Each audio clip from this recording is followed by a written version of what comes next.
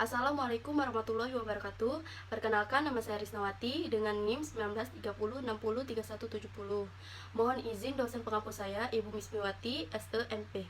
Pada kesempatan ini, saya hendak mempresentasikan tugas UAS saya yang berjudul Pengaruh Kualitas Pelayanan, Fasilitas, dan Keunggulan Produk Terhadap Kepuasan Nasabah pada PT Bank Muamalat KCU Palembang.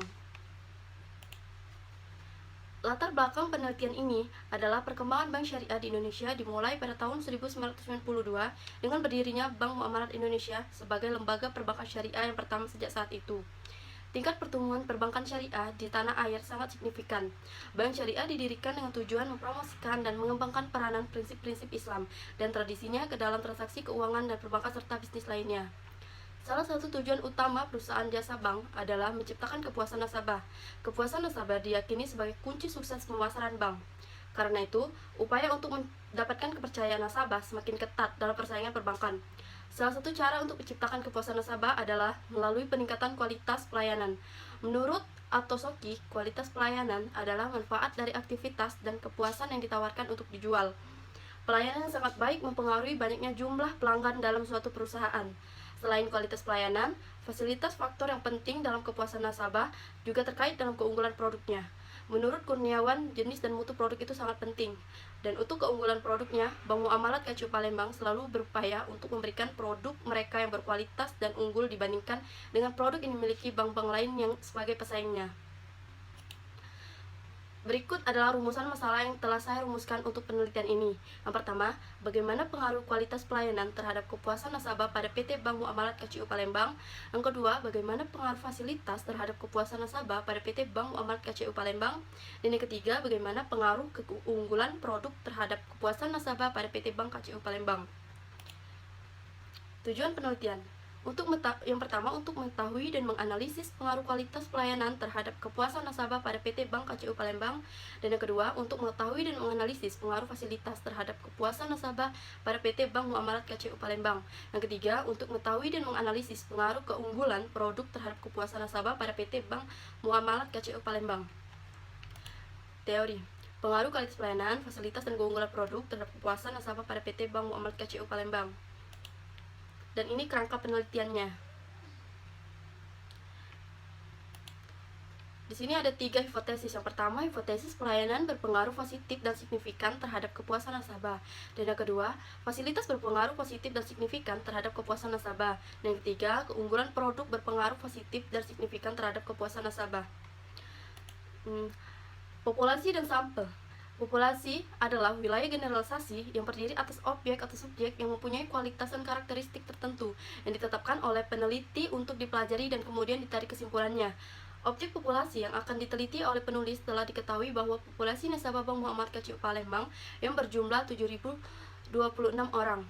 Dan sampel adalah bagian dari jumlah dan karakteristik yang dimiliki oleh populasi tersebut. Bila populasi besar dan peneliti tidak mungkin mempelajari semua yang ada di populasi, misalnya karena keterbatasan dana, tenaga, dan waktu, maka peneliti dapat menggunakan sampel yang diambil dari populasi itu. Sampel dalam penelitian ini dihitung menggunakan rumus Slovin.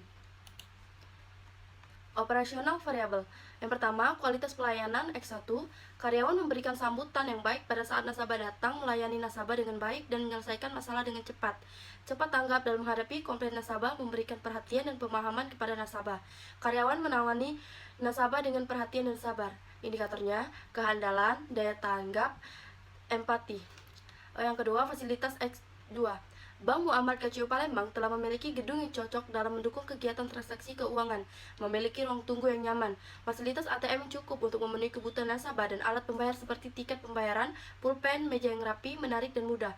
Indikatornya, gedung, kursi, pendingin ruangan, ajuan tunai mandiri, pulpen, dan meja. Yang ketiga, keunggulan produk X3.